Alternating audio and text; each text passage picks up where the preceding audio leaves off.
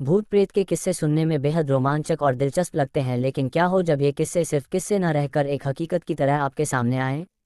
आज की युवा पीढ़ी भूत और आत्माओं के होने पर विश्वास नहीं करती, लेकिन जिस पर आप विश्वास नहीं करते वो असल में है ही नहीं। ये तो संभव नहीं है ना।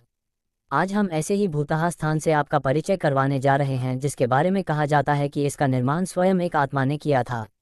जोधपुर, राजस्थान स्थित बावड़ियों के किस्से स्थानीय लोगों में बहुत मशहूर हैं। यहाँ पानी की कई बावड़ियाँ हैं, जिनमें से एक के बारे में कहा जाता है कि उसे भूत ने बनवाया था। जोधपुर से लगभग 90 किलोमीटर दूरी पर स्थित रथासी नाम का एक ऐतिहासिक गांव है। मारवाड़ के इतिहास पर नजर डालें तो ये ज्ञात होता है कि जब जोधपुर में रहने वाले राजपूतों की चंपावत शाखा का विभाजन हुआ तो उनमें से अलग हुए एक दल ने कापड्डा गांव में रहना शुरू किया। लेकिन इस स्थान पर रहने वाले युवा राजपूत राजकुमारों ने गांव में साधना करने वाले साधु महात्माओं को परेशान करना शुरू कर दिया। उन राजकुमारों से क्रोधित होकर साधुओं ने उन्हें श्राप दे दिया कि उनके आने वाली पीढ़ी इस गांव में नहीं रह पाएगी। साधुओं के श्राप की बात जब राजकुमारों ने अपने घर में बताई तो सभी भयभीत हो गए और उस गांव को छोड़कर चले गए।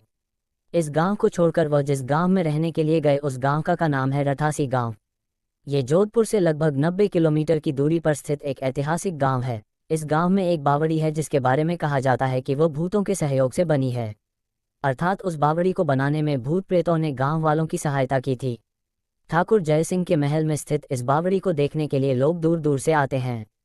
इस बावड़ी के विषय में ये कहानी प्रचलित है कि एक बार जब ठाकुर जयसिंह घोड़े पर सवार होकर जोधपुर से रथासी गांव की ओर जा रहे थे, तब रास्ते में ठाकुर साहब का घोड़ा उनके साथ साथ चलने वाले सेवकों से पीछे छूट गया और इतने में रात हो गई।